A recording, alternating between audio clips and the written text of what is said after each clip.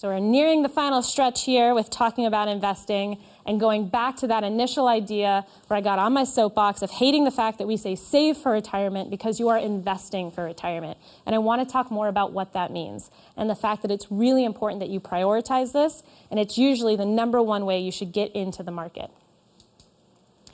So first is this concept of life doesn't tend to get less complicated as we age. I think sometimes what happens is we're 25 or so and we think, when I'm 35, when I'm 40, I'm going to be making a lot more money. So that's when I'm actually going to take this seriously and start investing for retirement. See, it's so pervasive, even I screw it up. That's when I'm going to start investing for retirement or take on investing seriously. But also at that point, maybe you started a family, maybe you bought a house, maybe you've had a health scare.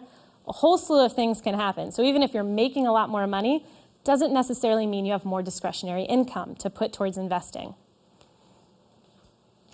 And this is why I always like for people to prioritize investing when they're young. And also going back to this idea of Leslie and Ben. If you start earlier, you can put less in and achieve even greater results than trying to play catch up 10, 15, 20 years down the line. One thing, and if you've seen the boot camp, the Get Your Financial Life Together boot camp, you might be familiar with this. It can be really hard for us to connect with the future. This idea of myself in 40 years, that's so abstract. But this study out of UCLA found that actually seeing and interacting with an aged photo of yourself can help you bridge that disconnect.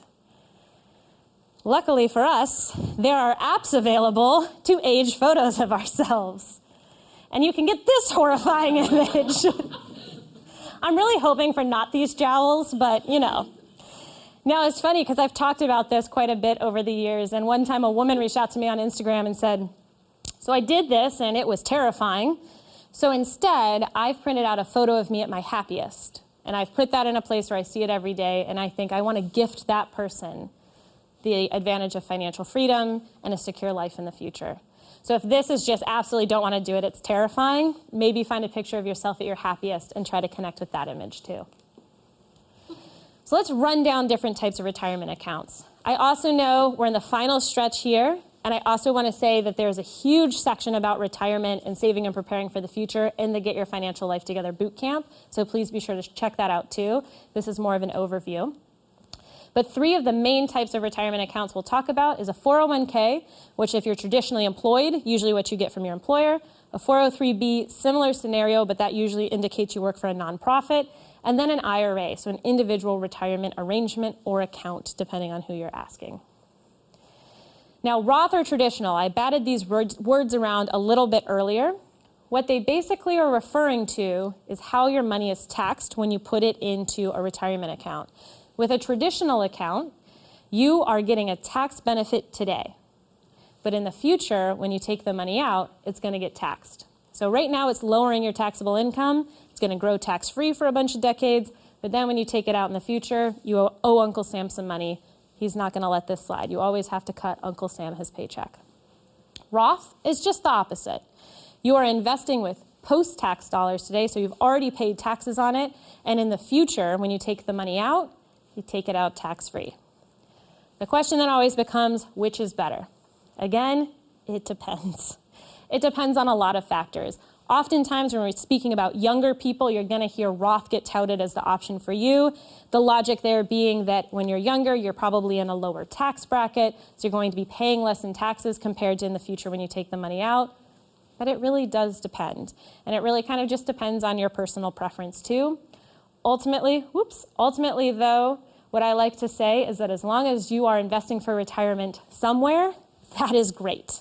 It doesn't super matter if it's traditional or Roth as long as it's getting you started. And especially if you work for a company and you get a 401k, you don't always have a Roth option. So don't let that freak you out. They're like, oh no, I only have traditional. This isn't good. Oh no, it's fine. Take advantage of it. So the things that you need to decide when opening up a 401k or an IRA is how much you want to save, which type of investments you want. This is the most stressful part of the whole equation, because I really very vividly remember at my first real job and getting access to a 401k, logged in, filled in all the information, where you live, your legal name, your beneficiaries, who's going to get the money if you die, my social security number, all of that stuff. And then it takes me to the page where I'm supposed to pick my investments.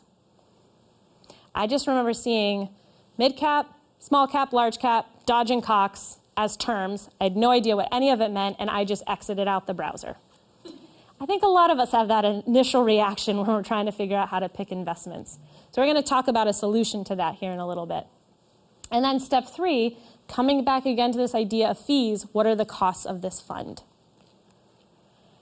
So one of the first things I want you to know when you're looking at being traditionally employed and having a match on your account, does your employer offer a match on your contributions? So what that might mean is they might say, we will match you at 100% up to 4%. So if you put 4% of your salary into your 401k, your employer will also put 4% in.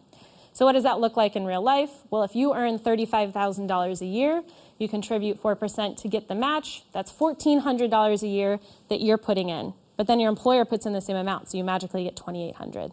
It's a really easy way to be doubling down on how much you're putting in. Oftentimes, your employer will not put the money in unless you do too. Not always, but a lot of the time. So make sure that you are really taking advantage of that. Now, you do want to check the fine print.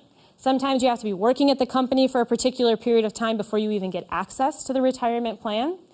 And you want to make sure to keep an eye on eligibility, so as soon as it's available to you, you can get started. Now, if let's say it takes a year before you can get in the game, you could open up an IRA in the interim so that you still are investing for retirement. And that's something you can do by yourself. You don't have to have an employer. Legally, you only have to have taxable income in order to open an IRA. So then there's the vesting schedule. More fine print when it comes to a 401k. What this means is your employer usually uses this as a retention strategy to try to get you to stay at your company. So any money that you put into your 401k, you get to walk away with. Your contributions are yours. Not always the case for your employer contributions. So they can try to get you to stay. There's 3 vesting schedules. One is immediate. Obviously the best option. As soon as your employer puts the money in, it's yours to keep. If you leave the company tomorrow, you get to take your contributions and the employer's. Not a lot of people do this. The other one is graded. So every year you get a percentage of your employer contributions to take with you. So year 1, maybe 20%, year 2, it's 40%, so on and so forth, until typically around year 5 or 6, you are fully vested. So if you leave the company, you get all of those employer matches. And then the worst offender is cliff. You don't get anything until you're fully vested, often around year 5. So you have to stay at the company for 5 full years before you get to walk away with any of the employer contributions. Make sure you know how your 401k vests if you have access to one. It's a really critical thing to understand and could be a game changer about when you might want to leave a job and move to another company. The other thing you need to know is, what will this cost me? I'm not going to spend a lot of time harping on this. We've talked a lot about fees, but I do want you to understand some of the fees you're going to see within a 401k. You still have to pay expense ratios. Your employer doesn't cover that for you. So when you're picking the funds that go into your 401k, make sure that you're keeping an eye on how much those will cost you.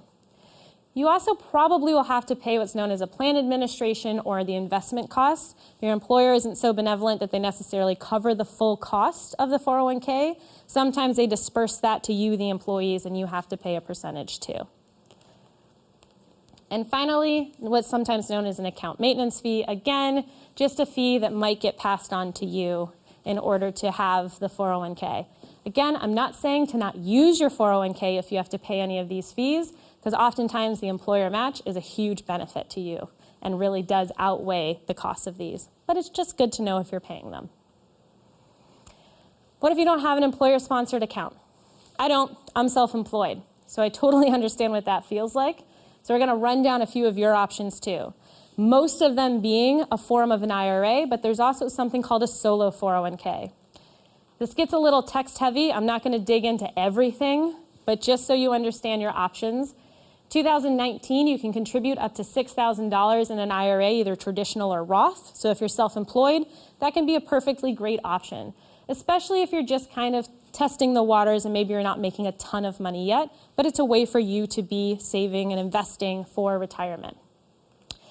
Now, if you also have if you're freelancing on the side and you have a workplace-sponsored retirement plan of any sort, that might phase out what you can do with an IRA, or if your spouse is covered, there are some liabilities there, so you always want to make sure to do your research. Now, my favorite is the SEP IRA, because you can put a whole heck of a lot more money in that bad boy compared to a regular IRA. So if you're self-employed, I highly recommend looking into the SEP or the solo 401k, because, and this is a fun way to phrase it, the lesser of 25% of your net earnings, or $56,000. So you can put up to 56 grand into a SEP IRA, which blows $6,000 out of the water. So as you start to earn more as a self-employed person, you can start to put a lot more away, which is a really important thing to understand. There are, of course, caps and ways that it gets maxed out, but you can go to irs.gov, and there's all that information there available for you too. Now, a solo 401k is a pretty similar option. Also, if you know you're going to expand your small business and hire employees, this can be a really nice benefit to offer them as well. They get capped at the same as a regular 401k at any other kind of employer, which is at $19,000 a year. And with a solo 401k, same as the SEP, you have a cap of $56,000.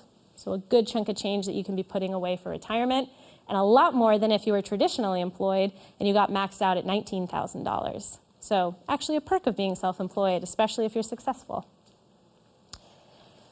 But how do you actually set aside money for retirement? I use a rule of thumb of every single time I get paid, 40% of my money gets put into a savings account that is earmarked for taxes. Generally, what you'll hear is a rule of thumb of 30%. I kick it up to 40 to 45%, depending on how saucy I'm feeling with preparing for my future self. And I do this because, one, I live in New York City, so I pay federal, city, and state tax, but also because any money that's left over, and there's always some left over, I get to put into my SEP IRA. It is a way that I am forcing myself to set money aside for retirement. You are your own boss. You are the only person in charge of your future. It's incredibly important for you to put these kind of systems into place to make sure that as a self-employed person, you are setting aside money for retirement. Like I said, it is all up to you. There's no accountability, no employer match, no one else watching your back. You have to take advantage of being in control. So I have a 9-to-5 job, and I also work a side hustle. So when I had a 401k, I had a 401k, a SEP IRA, and an IRA. So can you talk about the kind of mixing and matching you can do with different options? I would love to, but we have only a few minutes left of class, so I'm going to wrap it up. But I will say that's a great point, that if you do have a side hustle in addition to your 9-to-5 job, you actually could open up a SEP IRA on the side and be funding that in addition to getting to put money into your employer-matched 401k. So that is something that's great to look into.